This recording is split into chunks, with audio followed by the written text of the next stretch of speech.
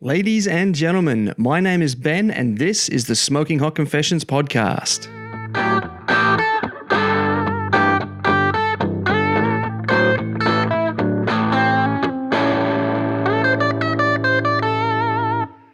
Hey family, today's Thursday and that means it is time to talk Q. This is episode 6 of season 2, Living the Dream.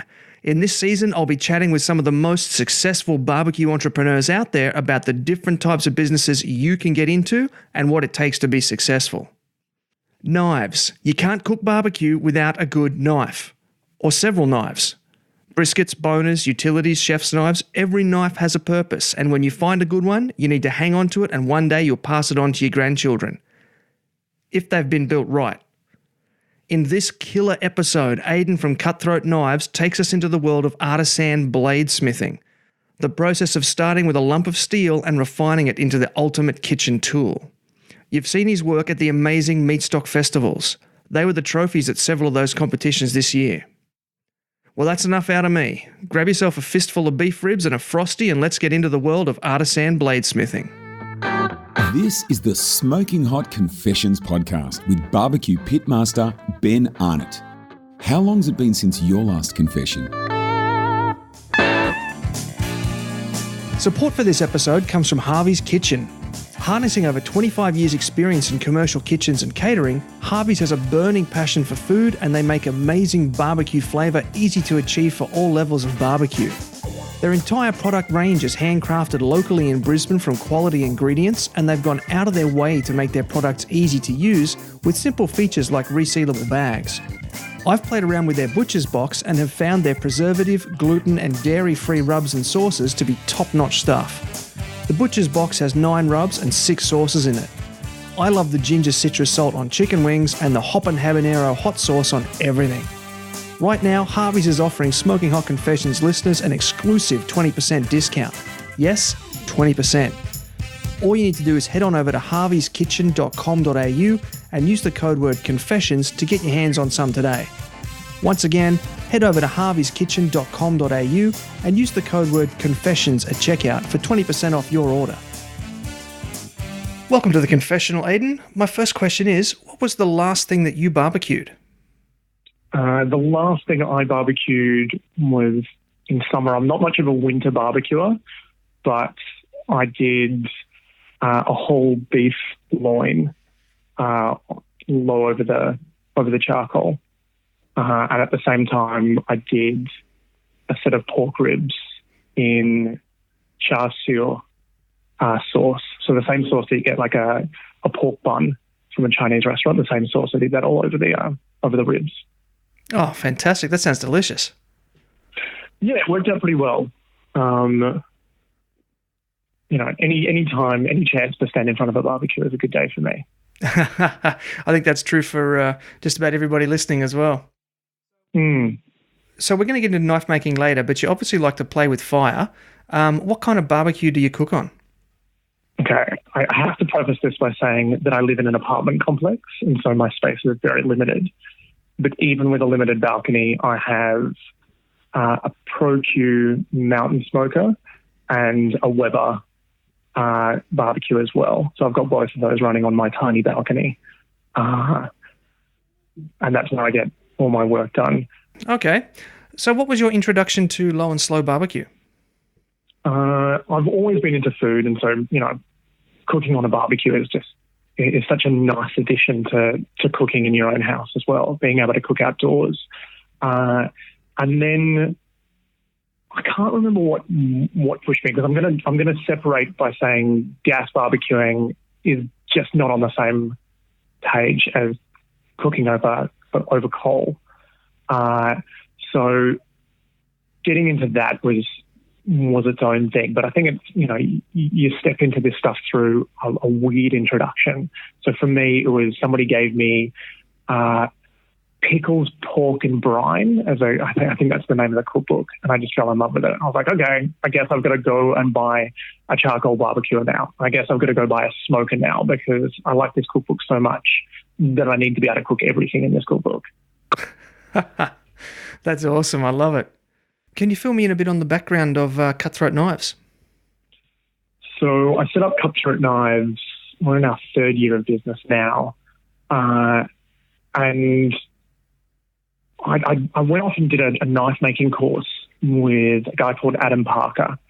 And you drive out to Ballarat and you're like, oh, can we make a chef's knife? And he's like, well, we're going to make a hunting knife. And so we made a hunting knife, and I've never hunted. And so I had this knife. But as soon as I did it, I was like, wow, this process of taking some mediocre ingredients and then making them something really incredible really connected with me. It's a version of cooking, you know? There's something powerful about going, hey, there's this thing that exists in the world that didn't exist until I finished it. And I think that's what knife making is. You take a piece of steel and some bits of wood, and through your time and determination, you make something. And that's powerful, and it's kind of motivated me to continue growing the business. Well, it's literally taking two different things from the earth and creating something new, isn't it? Because, I mean, you know, steel is mined, and the wood comes from trees, and so you're taking two elements and turning them into something new. So I can really understand what you're saying there. Yeah, there's something really beautiful about steel. Steel is, at its most basic level, iron and carbon. And that's kind of what humans are as well. You know, we're carbon-based life forms with blood that's made out of iron, you know? That's kind of cool that a knife is a reflection of us in its own kind of weird way. And it's also our oldest tool. We've been making knives for 2 million years. And so to be part of that history of knife making is an incredibly powerful experience. Yeah, I'd never thought of it that way, but that's very true. That's it's part of a very long lineage, isn't it? It's the oldest tool that we have. It's older than our management of fire. So before humans were using fire to even cook or do anything, we were cutting up things with knives. I'd never thought of that. Yeah, no, that's a very good point. So, the first time that I met you was at Meatstock Melbourne, and you had the Cutthroat Knives table up there, and you were actually one of the sponsors for Meatstock Melbourne. How did that collaboration come about?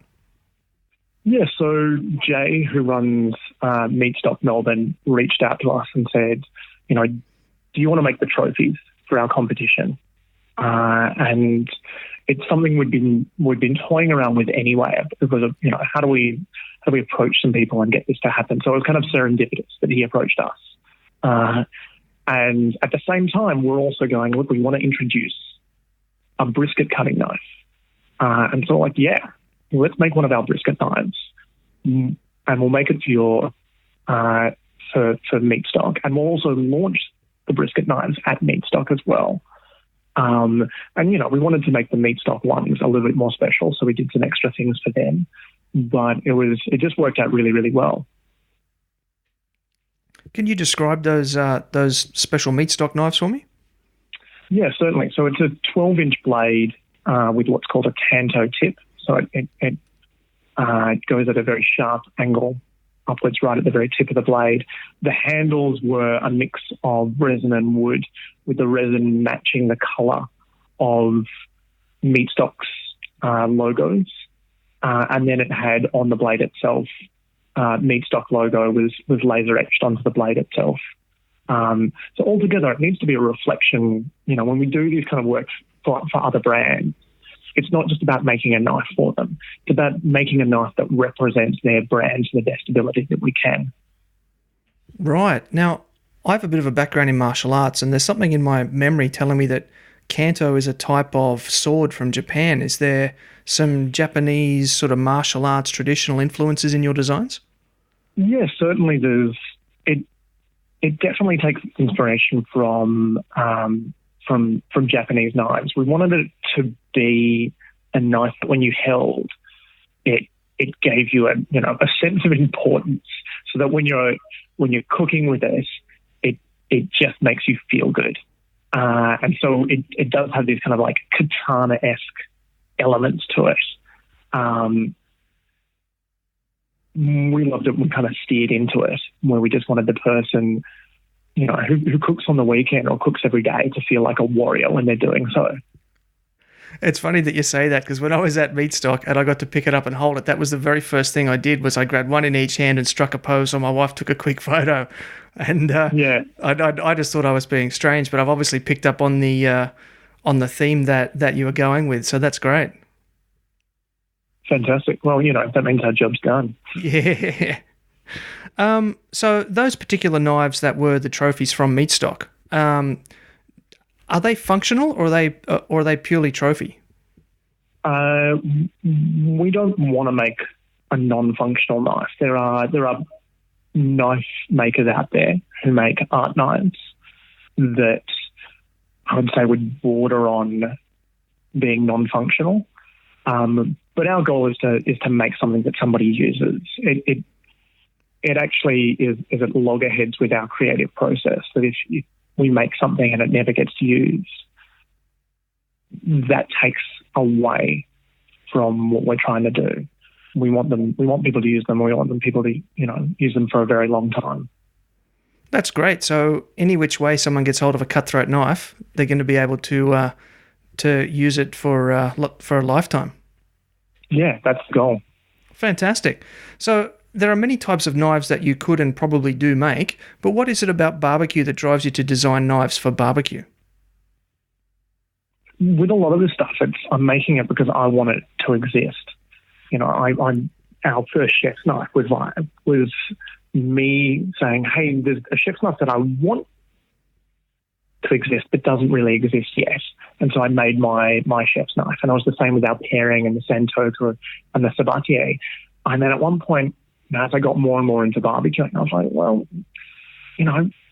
people are using bread knives and people are using a whole bunch of weird knives to cut up brisket. And none of them are really appropriate for cutting up brisket, where it has the right toothiness to get through your bark, but doesn't, like a serrated edge is just going to murder the soft part of the flesh on brisket. And so you need this balance between those two different things.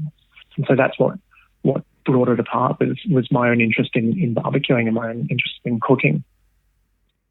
Interesting. So you find that a non-serrated edge gets through the bark efficiently, obviously.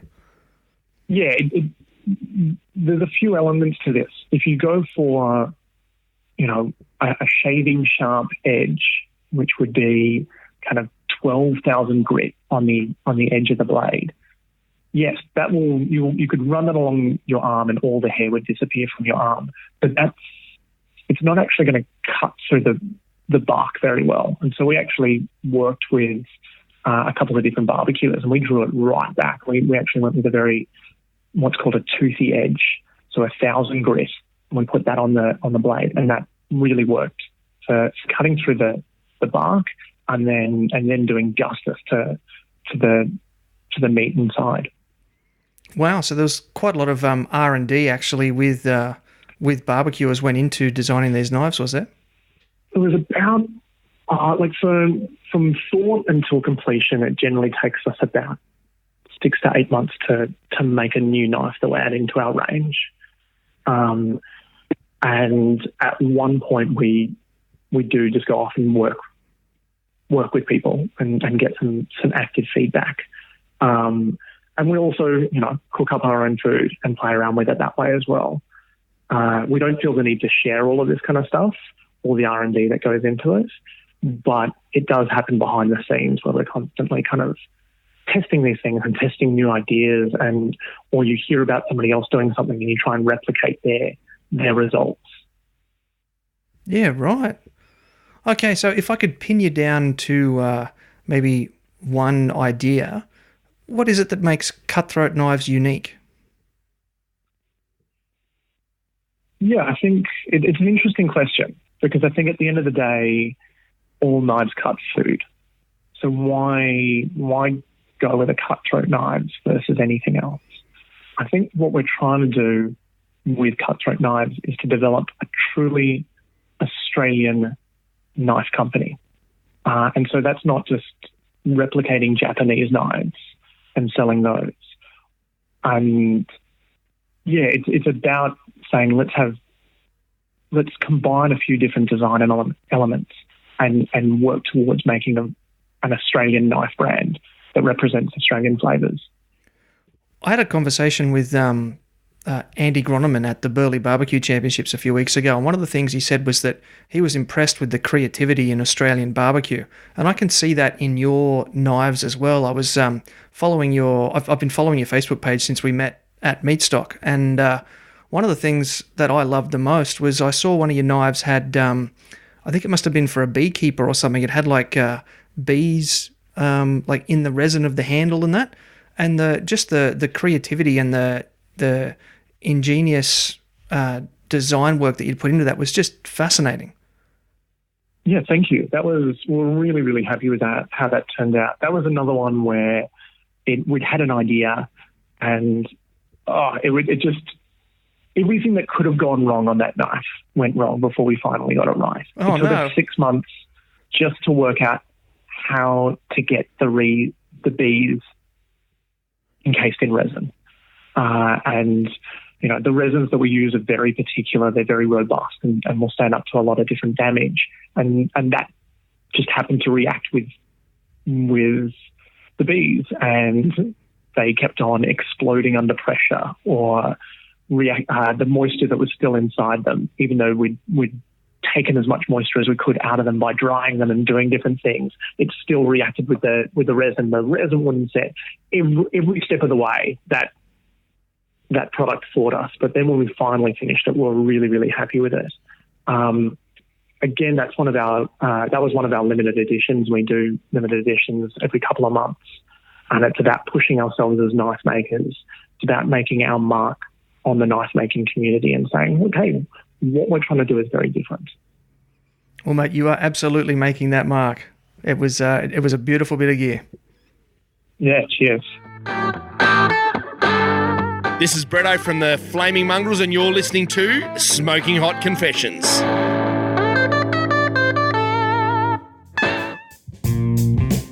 Local products don't get much more local than Ministry of Smoke's Smoking Woods. An Australian family-owned company specialising in native hardwoods as well as fruitwoods, Rod has never revealed his sources of his timber. But they do come from premium New South Wales and Queensland timber regions. I exclusively use Rod's products with Smoking Hot Confessions, and my favourites are his ironbark and applewood. And his Gidgee lump charcoal is killer. Most exciting, Rod now produces his own range of pellets, including red wine oak barrel and ironbark. These can be used in pellet grills and in smoker boxes in other types of barbecues. They're also great in the uni pellet pizza ovens for a delicious combination of smoke and pizza. As an added bonus, all his pellets are sold in food-grade pails, so they're great for commercial operations as they can be repurposed. You can reach out to Rod on Facebook. Just search for Ministry of Smoke and shoot him a message. Okay, we're here today to talk about the business of knife making. So in this segment, we're going to get into more of the what's involved in becoming a knife maker and a little bit about the industry. So the first thing I have to know is there a special term for knife making, like an industry term? For the level of artwork that goes into your knives, I feel like I'm being rude referring to it as knife making. The knife making is an entirely appropriate term for what we do. There's two terms that have become somewhat interchangeable in knife making, which is bladesmithing and knife making. Bladesmithing specifically refers to if you're doing forging. So if you forge the knife to get the basic shape of a blank and then do the rest of the work on the grinder, you'd be traditionally called a bladesmith, while a knife maker can be somebody who does what's called the stock removal method, which is you get a sheet of steel that's already at a predetermined thickness and you grind away at it until you get what's called the blank again, which is the shape of the knife that you want to do, and then you grind in the geometry and create the rest of the knife from there. Both of them have a very similar end result. Bladesmithing, it's just a different way of getting to that middle point of a blank, which is that knife-shaped look. One is using metal and then hammering it into a shape. One is cutting off the excess bits of metal and then creating the shape that way. So we do a little bit of both. We do slightly more stock removal than we do forging, but that's becoming a much larger part of what we do. Right. So if you're watching Game of Thrones, then you're probably watching bladesmithing. Yes, that would be, forging and bladesmithing is the much more traditional way of making knives. It's also the more evocative one. When you think about somebody who's making a knife, you're thinking about them standing in front of a hot forge, pulling it out, putting it onto an anvil and hitting with a hammer. Are there any benefits of one over the other, like for the end user of the knife? For the end user these days, no. It would be a very difficult argument to say that a forged versus a stock removal in the hands of a good knife maker, one is better than the other. One is more economic in the sense that with the material itself. So if you forge, you're using a smaller amount of material and you're forging it into shape. With stock removal, you're cutting off the excess, and so you've got a lot of wastage that goes into this. But the end result for the user, as long as the person knows what they're doing, is that they will both perform at a really, really high level. Yeah, right. Okay. So can you take me through a day in the life of a knife maker or bladesmith? Yeah, so we're trying to progress a lot of knives forward on any given day. And so some of these knives are all sitting at different parts of a process. But generally what will happen is we'll get in and we'll put in a whole bunch of knives to be heat treated. So the heat treatment is the heart and soul of what makes you a good knife maker. The better you are at that, the better the end results are going to be. So that's determining the end hardness, the ductility, the various qualities of the steel is what you're doing when you're heat treating steel. So what we do is we heat it up between, roughly 800 degrees or 1200 degrees for some steels centigrade, and then we quench it. So we drop the temperatures very, very quickly, either in oil or water or between aluminium blocks. And at that point, the steel is incredibly hard. And then we start tempering it to lower the stress that's in the steel. So that's just one part of our day. So that's going on in the background while those things are heating up in our ovens.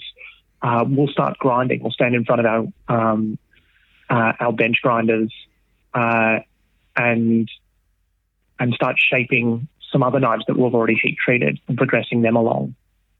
And once they've come off the bench grinder, you hand sand them and then you'll laser them and then we'll glue on the handles.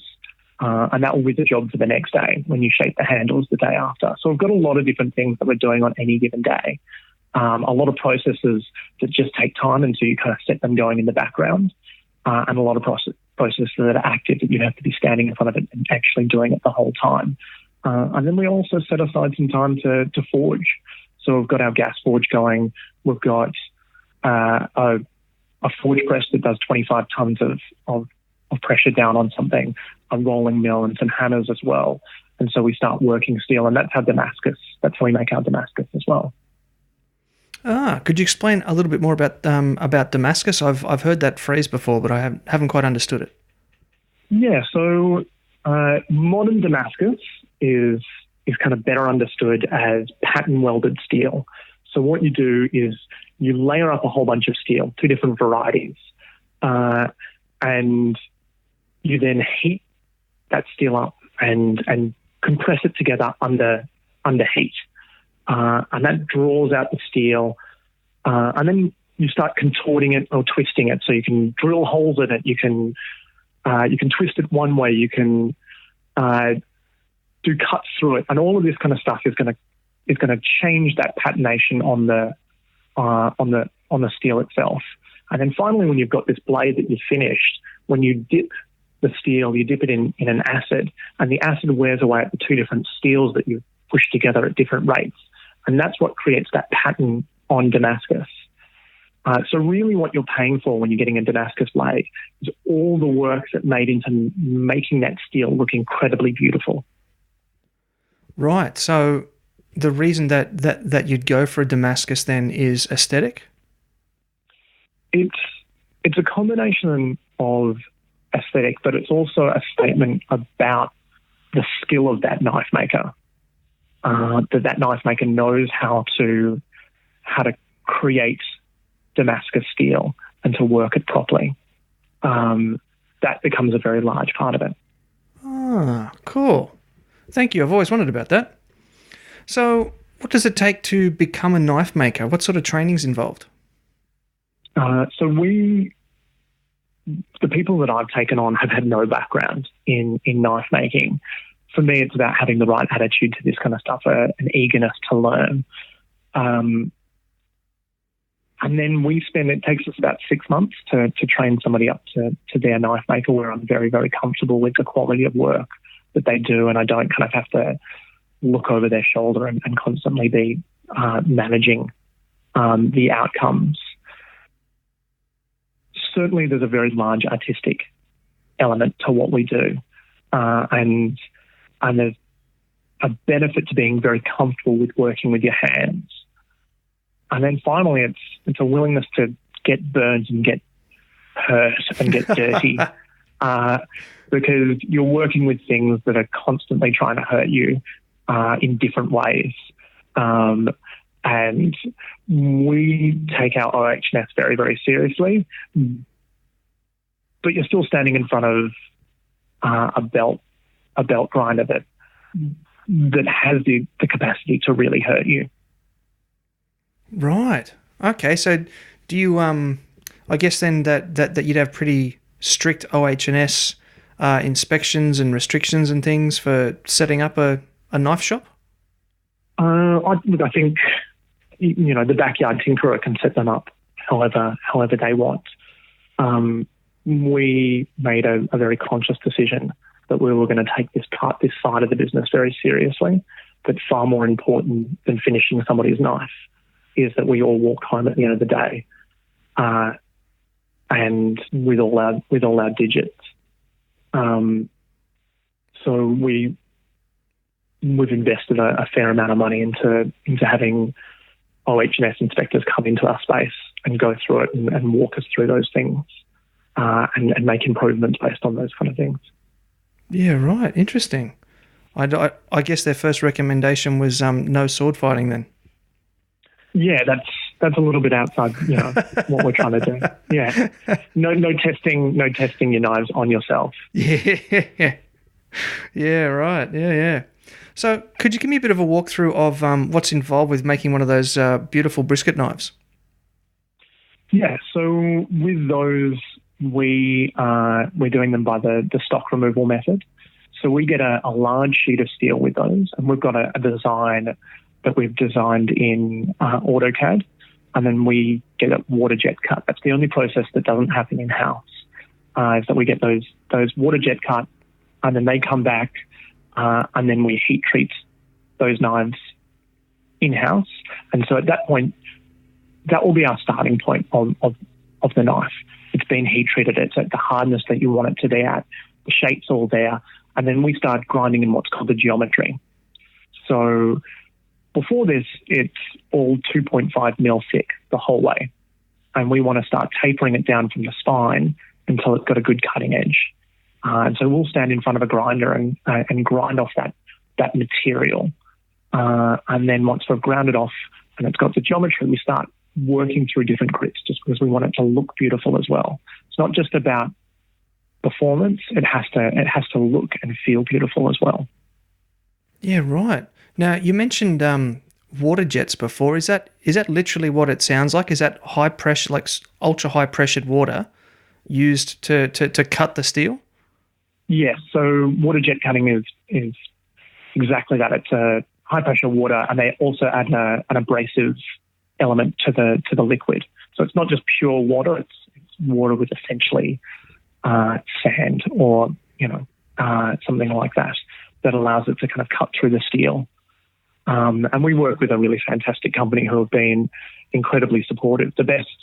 One of the hardest things about any small business is finding companies that are willing to work with you, because a lot of engineering firms, you're too small fry for them. When you're like, hey, can we do this once and never speak to you again? They don't, they want to find the big customers. But we've found a really fantastic water jet cutting service that from day one, we're just really happy to work with us.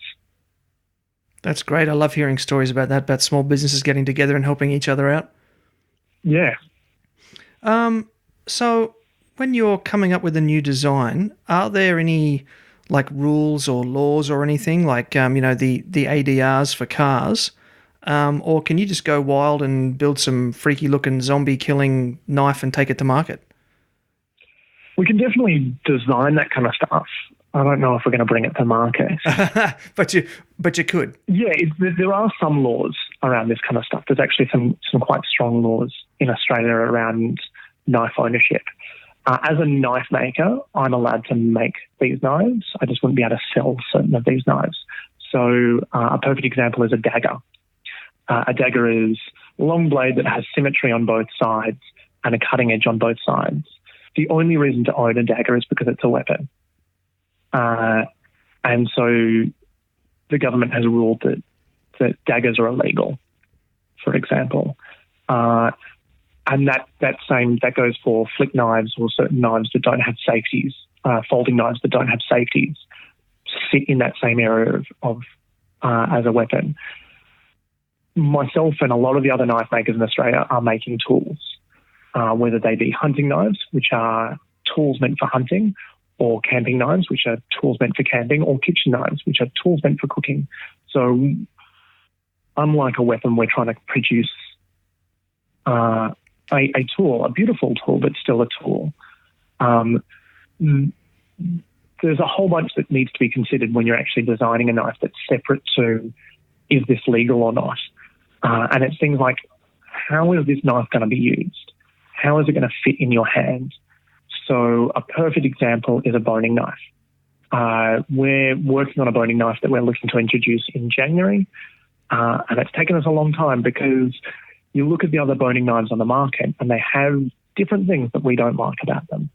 And some small things are that a boning knife has to work in a couple of different ways in your hand. It has to work like a normal knife, sitting kind of like a handshake where the blade is facing down, but also when you're cutting up a carcass, when you're breaking down some meat, it's really useful to be able to use a boning knife in a dagger, in what's called dagger grip.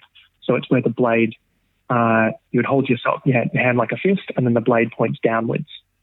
So making that influences how you're going to make that handle, because it needs to work in both of those. It needs to feel good, both in a normal grip as well as a dagger grip. Okay, but if you build it to be held like a dagger, it's not subject to the dagger laws. The dagger laws are more to do with the blade, with the blade shape itself, rather than how you hold that knife. The dagger grip is just a way of explaining how you can hold a boning knife, rather than a description of the knife itself. On the topic of Australia's wonderful laws and regulations, once you've sold those tools, are there any regulations regarding shipping? Like, can you just wrap them up in bubble wrap and put them in a box and send them on their way? That's how we send all of our knives. We haven't run into any problems now. We have our own packaging tubes that we send out our knives in. We bubble wrap them. We give them tip protectors. We've learnt from repeated mistakes to take these steps. We've had, you're making a very sharp object and you're sending it through the Australian postal system, which at times has got various levels of care added to their packaging. Very diplomatic. So we've had knives arrive where the box has been ripped open. We've had knives arrive where the knife is now poking out the top of the box itself. It's pierced through all the different things. So we've learnt from those mistakes in the beginning, and we take a lot of care in how we back these things up to ensure that they arrive safely at the end. Interesting that there would be laws about selling them, and then not so much about shipping them. I think they've got to be shipped in a hard case from my understanding. We've been doing it like that since the beginning, but I know of some other knife makers who have dropped it off to the post office and then had the post office reject it because it wasn't in a hard enough case. Oh, okay. There you go. I recently posted a katana to myself from the United States, and we fashioned a cardboard box out of other cardboard boxes and just stuck it in and taped it up. So it's still on its way, but that's fascinating. So in your time at Cutthroat Knives, what's been your biggest challenge and how did you overcome it? Wow, I think the biggest challenge has been essentially trying to make as many knives as we can. We've definitely connected with people who want knives, and there's been a huge amount of demand for our knives, and at various points we've had 12 or 18 month waiting lists, and we want to make that as short as possible. We don't want people to be waiting 18 months for a knife. We want people to be able to buy a knife and for it to arrive as quickly as possible. And so being able to manage essentially the delivery of our knives in a timely fashion has been a big challenge for us. So, only recently we've launched week-to-week sales, and if people want something different, or they want a matching set, or they want something custom, they can get in contact, and we have a wait list for those. So we're trying to manage, somebody who just wants a knife and they've got a birthday coming up, or they've just received some birthday money and they want to get themselves something nice. They're able to get it straight away. And then we've also got this other way of getting it with people who are willing to wait a bit longer. That sounds like a good system to me. So what's been your biggest success then, and what would you attribute that to?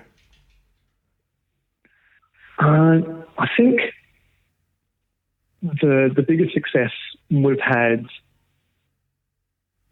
has been the recognition that we've been getting from industry. So we got a delicious produce awards, and we got that within, I think, in the first or second year of our business, and so that was for outstanding design. We were nominated by someone else, but that was a huge accolade. When I went there, I was standing right at the back of the crowd at the Delicious Awards, because you don't want to get your hopes up about these kind of things. You go to this thing and it's an Australian-wide award for outstanding design in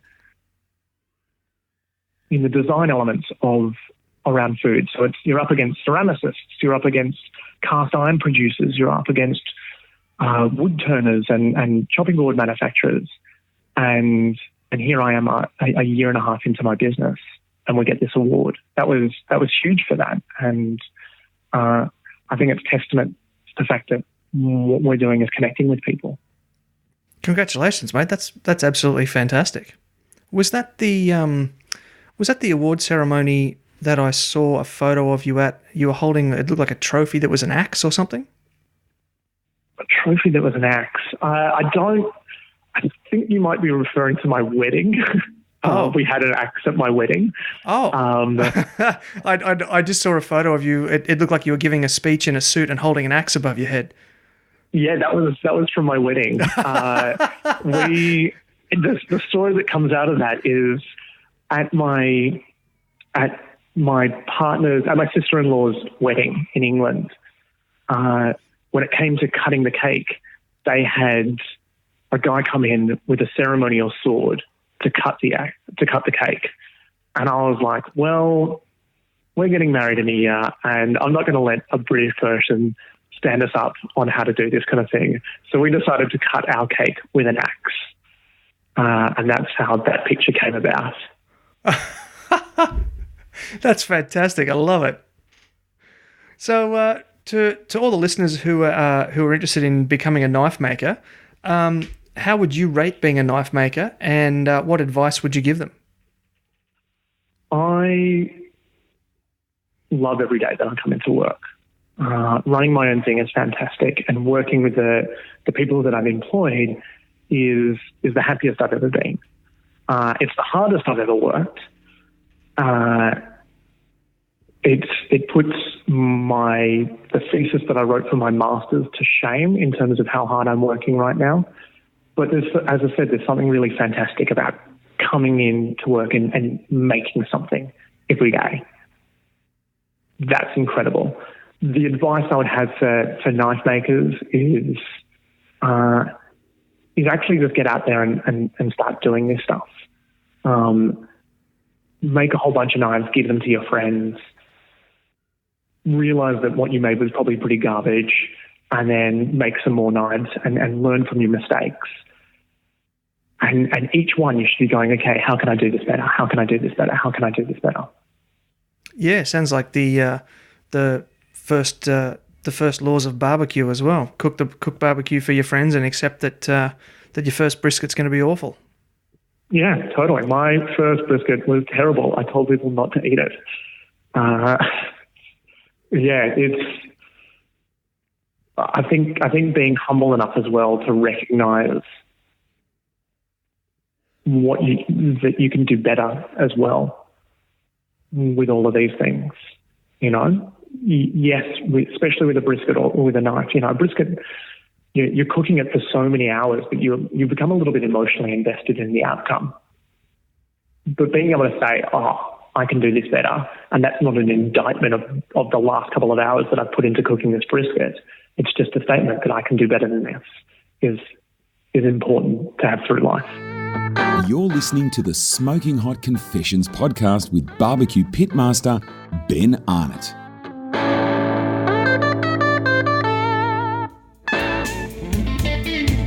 Our modern society is in a revolution at the moment.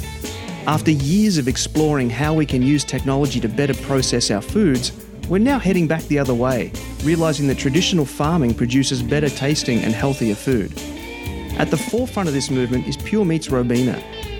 Not only are they a low and slow specialist butcher, they pride themselves on stocking ethically sourced organic products to help you give your family the delicious, proper balanced diet they need. Their meats come direct from Aussie farmers and are broken from carcass on site. Not only that, but all their products are made on site, from healthy, ready-to-cook stir-fries for the time poor to my favourite, the smoked crocodile cabana. And for you competitors out there, I can tell you that the quality of the competition meat is not only outstanding, but most importantly, it's consistently outstanding. So do yourself a favour and head to facebook.com/puremeatsrobina to find out more. Alrighty, Aidan, it's time now for our listener questions. So what I've done is I've put a call out on social media. I've published my phone number. I'm not sure how wise that was, but we'll see. And we've had some people call up and leave some questions for you to answer. So we're going to have a bit of a listen to them now. Hi, this is Jared from Nowra. My question is in regards to making knives. Are you always satisfied when you make them? Like, meaning, are you happy that they're complete? If not, what makes you think that they're not always complete? Yeah, Jared, it's a good question. I think you've got to be at a point with a knife where you're happy to send it out. We have half a garbage bag or garbage bin full of all the knives that we've rejected for various reasons, where we're just not happy to send them out to people. Other ones you have and you don't want to send them to the person because you like them so much. An imperfection in a knife can be as small as I'm not happy with the scratch pattern that's on this knife. So when we've hand sanded it, you can still see, a scratch or two. That one's actually pretty easy to correct because you just go back and continue hand sanding. But we've had other ones where, as you're doing the last little bit, as you're putting on the edge, you turn around and you knock into something and you've just ruined 3 days worth of work. And so obviously that goes in the bin. It's ultimately it's down to a very kind of subjective thing about whether we're happy with it or not. And that is constantly changing. We're constantly saying the knife that we're working on has to be the best knife that we've ever worked on. Mate, after 3 days working on a knife to have to throw that in the bin, that's got to be pretty heartbreaking. Oh, it's brutal. There's been ones that we've worked on for 7 to 10 days and had the same thing. And you go a little bit crazy. I've definitely gone home very angry on days that I've ruined a knife that I've worked on for 10 days. Mate, I get upset if I cook a brisket for 12 hours and it's a bit dry. I can't imagine working on something for 12 days and having to turn around and then throw it away. Yes, it's killer. Hi, Ben. It's Matt from Brisbane. Hi, Aidan. I'd like to know how you got started in knife making.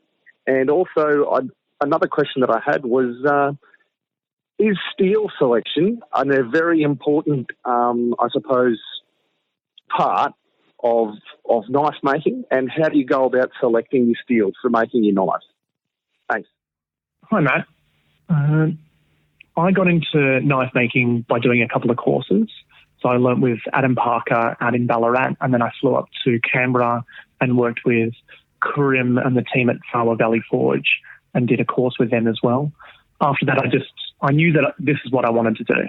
So I bought a grinder and just stood in front of it for long enough and burnt things and hurt myself and cut myself until at one point I wasn't producing absolute garbage. I think that's a big part of knife making is just time and getting the muscle memory to do this stuff and to do it time and time again. Steel selection is a very large part of this. Not all steels are created equal. So steel at its most basic level is iron and carbon, but then you've got low carbon steels and high carbon steels. So a high carbon steel is what we're really talking about when it comes to knife making, and that's anything from about 0.6% carbon and the rest iron to around 1% carbon. Beyond that, it starts getting into what's called cast iron. There are a couple of really great introductory steels if you're looking to get into knife making that I can suggest. So 1080, 15N20 and 1075 are really, really fantastic steels for the beginner knife maker. And they're great because they're easy to work and they're really forgiving when it comes to heat treatment. So some of the more complex steels, you've got to heat them up to a specific temperature. You've got to hold them at that temperature for a certain amount of time, and they've got to be quenched in very certain oils or water. With 1075, with 1080, with 15N20, you heat it up until it's non-magnetic. So you can literally run a magnet over it, and and the magnet won't stick anymore. And then you quench it in a quenchant, so oil of some variety. You can use peanut oil, you can use canola oil, and you'll get a really decent result out of that. That's a brilliant way to start getting into knife making and starting to understand some of the processes. You know, I see a lot of knife makers who are like, oh, my first knife is made out of steel X. And you're like, that steel is so complicated as one to use that you're never going to be getting a great result out of it. It's better to get your head around these simple steels and then move on to those other ones. But steel selection is really important, especially when you start factoring in what the end result and what the intended purpose of that steel is. Hi, this is Mark from Melbourne. Hi, Cutthroat Knives. I had a simple question. With your knife making classes, can you tell us some details about that and whether or not by the end of it you end up with your own knife and the costs and the process? Very interested in that. Cheers. Hi, Mark. Thanks for the question. We do an introduction to knife making class over 2 days, and we do a couple of those per year. In that class, you will spend time making 2 knives that you then get to take home at the end of your time. We also hope to impart you with the knowledge and a lot of the connections to go off and do more knife making afterwards. So we're hoping that after you've finished our knife making class, that not only have you skipped a few stages in trying to do this yourself, but we can also point you in the right direction to taking those next steps as well. And the cost is, including GST, it's $880 over 2 days. Cool, and you get to keep 2 knives at the end of it. That's awesome. Yeah. Hey, Ben. It's Anthony from the Gold Coast. Firstly, I just wanted to know how Adrian got involved in the bladesmith industry or trade. How long does it take, on average, in the construction of one knife? And once that knife's completed, how do you test it for strength, durability, etc.? What's his favourite wood to use for handles on his knives, as his knives just look absolutely awesome? Thank you. Hi, Anthony. Thanks for the question. So, as I mentioned before, I got into bladesmithing through those classes and then just deciding to go off and do it myself. It takes about 3 days to make one of our knives, but for some of the more complicated ones, it's 4, 6, 10 days. It really depends. We are working on multiple knives at any one time, though. So the general rule is that we're progressing a knife, 2 knives on any one step every day. So we've got multiple knives in heat treatment. We're grinding a couple of knives a day. We're hand sanding a couple of knives a day. We're gluing up a couple of knives a day, and then we're shaping the handles on a couple of knives. We can actually get through a fair amount of work that way. But when you're working like that, you've got to be really kind of strict with yourself about progressing those knives forward. In terms of the tests that we do, we obviously take our knives home and test them at different points. We've got what's called a Rockwell hardness tester.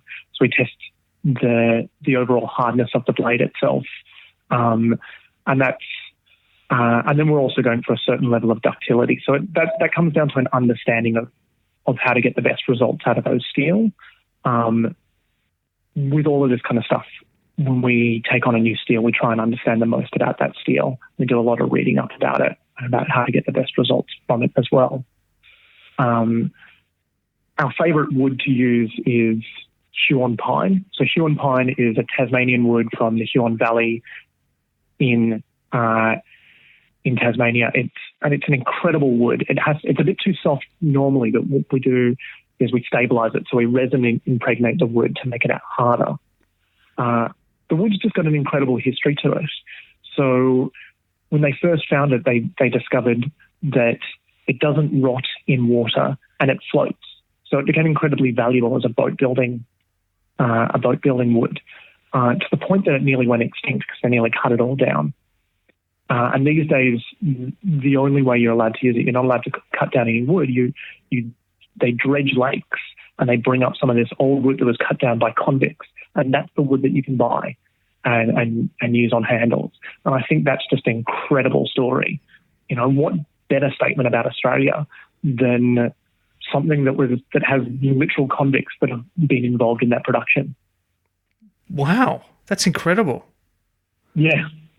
Now, did you say the word ductility before? What does that mean? Ductility is a term for kind of toughness. It's a bit of an interesting term because it means a couple of, toughness in common language means a slightly different thing to what we're trying to refer to here. But you're trying to manage. So if we just wanted to make a knife hard, we'd go for as hard as possible. But then it becomes too brittle and it would break.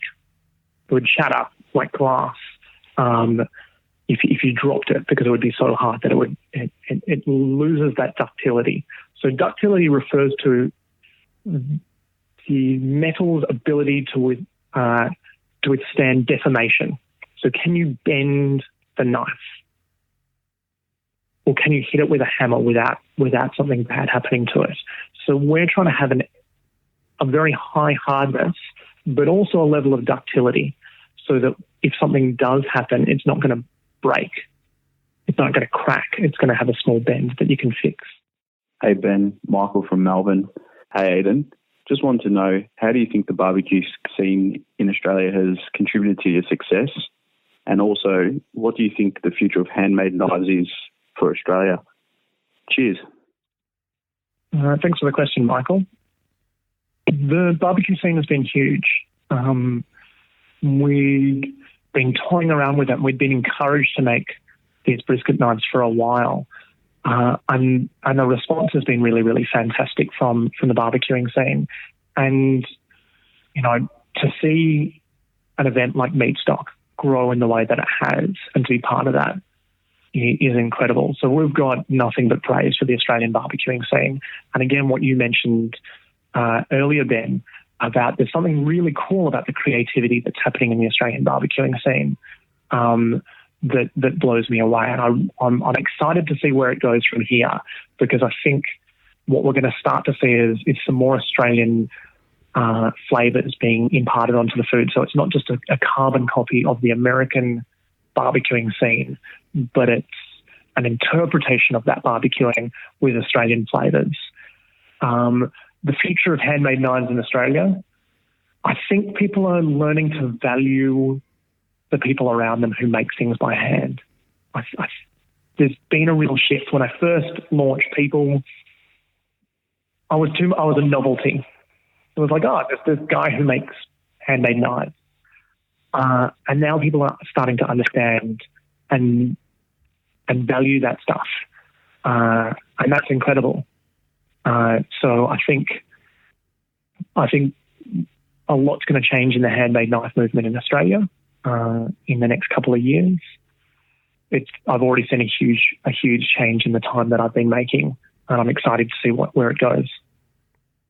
Yeah, there's that old expression, everything that's old is new again, and it seems like that's popping up in the knife world as well. Yeah, absolutely. Hi, this is Daniel from Brisbane. Hi, Adrian. I was just wondering, is there any added benefits of using resin for a handle over a wooden handle? Thanks, mate. Hi, Daniel.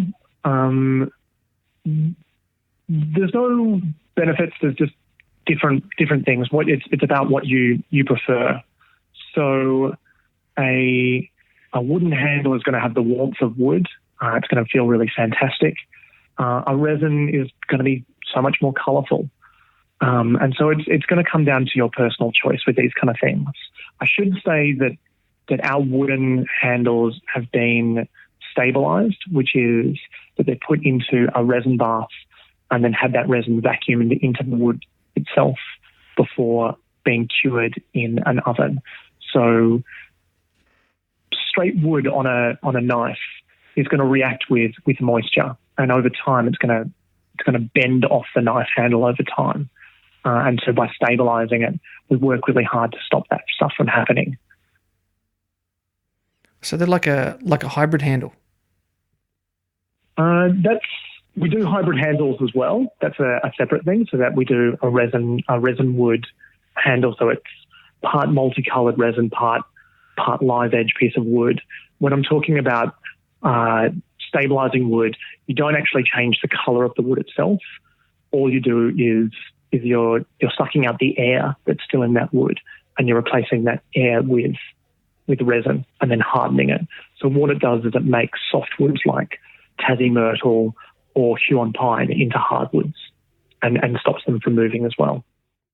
Hi, it's Jason from Stanthorpe. I have a question for Aidan on what is the best way to sharpen a knife and to keep it stored. Thanks very much. Bye. Hi, Jason. The way that we recommend people to maintain their knives at home is to use water stones or whetstones. These are the best. They're going to cost you, for a decent set of stones, they're going to cost you a bit more, but they'll last so long that you'll give them to your grandkids as long as you take care of them. There's not much that can go wrong with them. There's a slight learning curve with them, which is about learning how to maintain angles. But once you've got that, you can sharpen anything. You can take your scissors to them. You can take, anything you need to, you can sharpen on those. And that's what's really fantastic about them. In terms of storage, we generally recommend that people put them on magnetic knife boards. The reason to not store them in a drawer or store them in a knife block is the edge of a knife is incredibly thin. It's so thin that it can deform and move different ways quite easily. And so if it's sitting in a knife drawer, in a drawer, and it's banging up against the spine of another knife, or if it's banging up against the handle of a ladle or something, you're going to be slowly bending that knife edge, and you're going to be taking away from its sharpness, and you want to be maintaining that as well as you can. And it's the same with knife blocks. If you are going to use a knife block, store the knife with the edge upwards rather than edge down into the block. Oh, mate, you've just solved a big argument between my wife and I because I've been wanting to get a magnetic knife rack for the wall, and she's not been letting me have it. But now I've got you on my side. I think I'm going to win that one. Yeah, Aidan, knife maker and marriage counsellor. This is Grant from The Smoking Joint, and I listen to Smoking Hot Confessions. Alrighty, mate, before I let you go, what would be your 3 top pieces of advice for people with regard to purchasing and maintaining their knives? We kind of touched on that before, but I'm wondering if there might be some more. Sure. I think with this kind of stuff, buy a knife that you're going to have a connection with, or have a knife that you're going to have a connection with. We use kitchen knives more than we use any other knives, and they're the hardest working knives that we own. And if you're going to spend time in the kitchen, a really great knife is going to enhance your cooking experience. So I think the perfect knife that you could own is the one that your grandparents gave you. It might actually be garbage, but it's got that emotional connection. And so having something that has an emotional connection in the kitchen is going to enhance your cooking experience. So whether that's, your grandfather's knife, or whether it's one of our knives, or whether it's a knife that you buy when you're traveling through Germany and you go to a German knife manufacturing town, buy something that enhances your cooking experience. In terms of maintaining it and taking care of it, take care of the tip. The tip is probably one of the more fragile parts of it. If you take care of the tip, the rest will take care of itself. And then finally, understand that a falling knife has got no handle. So if you do drop a knife, just let it fall on the floor. You can always fix a knife, the knife tip or a knife edge. Your hand is much more difficult to fix. Good point. I actually bumped one of my knives off the counter when I was using it there one night, and luckily I had that thought, and I jumped out of the way. I just moved my foot at just the right time because the actual knife landed point down, right where my foot had just been, and unfortunately snapped the tip off the knife. So that knife's pretty much done. But almost, because of course I was in my house, so I wasn't wearing shoes or anything. I just bare feet. But yeah, that would have gone right through my foot, I reckon. Yeah, try to be safe around these kind of things. Yeah. Okay, mate, the absolute last thing I'm going to ask you to do is I'm going to hand the mic over to you completely now. You can give some shout-outs, give some thanks, and make sure you tell all the people listening where they can track you down out on the interwebs. Great. Well, thanks very much for having me on the show. It's been fantastic. Any opportunity to talk about knives and barbecuing is the best opportunity ever. A huge thank you to the rest of my team. So there's Faustina Delaney. She's just come on board with us, an apprentice knife maker, and Reza, the other full-time knife maker with us at Cutthroat Knives. And you can find us online at cutthroatknives.com.au or through Facebook at Cutthroat Knives, or on Instagram at Cutthroat Australia. Those are the different ways. If you just want to pop in and have a chat with us one day, we've got an open workshop policy. So if you just want to come in and have a chat, there won't be any knives available, but we're here to answer questions as well. An open workshop policy. That's awesome. You're not based up in Queensland by any chance? No, we're down in Melbourne, in Coburg. Oh man, I would have been there tomorrow. All right, well, look, thank you very much for your time. I have learnt a hell of a lot, as I'm sure everybody listening has. And I wish you all the best of luck in the future, and I hope to see you again at various meat stocks and other barbecue festivals. Great. Look forward to it, mate. Thank you. Well, family, how awesome was that? There's so much more to knife making than I ever expected. This is a public warning to my wife, though. I think my knives are in need of a serious upgrade. If you saw the brisket knives at Meat Stock Melbourne, you know exactly what I'm talking about. To follow Aidan and check out the photos of his great work with Cutthroat Knives, follow him at Cutthroat Knives on Facebook and Cutthroat Australia on Instagram. I got to warn you though, if you start checking out his stuff, you'll be ordering a full set too. Coming up next Thursday, we have Mark from Smartfire in episode 7. Mark is an inventor and barbecue enthusiast from Melbourne. His latest invention, the Smartfire, is taking the barbecue world by storm right now, making life easier for smokers and grillers all around the world. I don't want to say too much more and give it all away, but it's good. If you've ever had an idea for a gadget or product of some kind, this is the episode for you. Big thanks and much gratitude go out to this episode's sponsors, Harvey's Kitchen, Ministry of Smoke and Pure Meats Robina. Their support makes this project possible. I've put their links in the episode description, so please click on through to their sites to claim those awesome offers for you loyal Smoking Hot Confessions listeners. If you have a message that you'd like included in this podcast to get out to a barbecue-mad audience, send me an email directly at ben@smokinghotconfessions.com and let's have a conversation. Shout-outs also have to go to those who called in and left questions for Aidan. Anthony, Daniel, Jared, Jason, Mark, Matt and Michael. Your thoughtful questions for Aidan were well asked and well answered. If you'd like more, I have published a free ebook that is just for you. Head on over to smokinghotconfessions.com/ebooks to get your copy now. I've put a link in the description. Also, head on over to Facebook and join the Smoking Hot Confessions community, and let's continue the conversation. It's a group dedicated to teaching, learning, and sharing all about barbecue, and all the BS is left at the door. Everybody has a place in the Smoking Hot Confessions community. Finally, however you listen to this episode, please make sure you subscribe and leave a review. This way, the episode will be delivered to more people's devices by the Millennium Falcon in just 12 parsecs. Until next time, take care of each other and keep on queuing.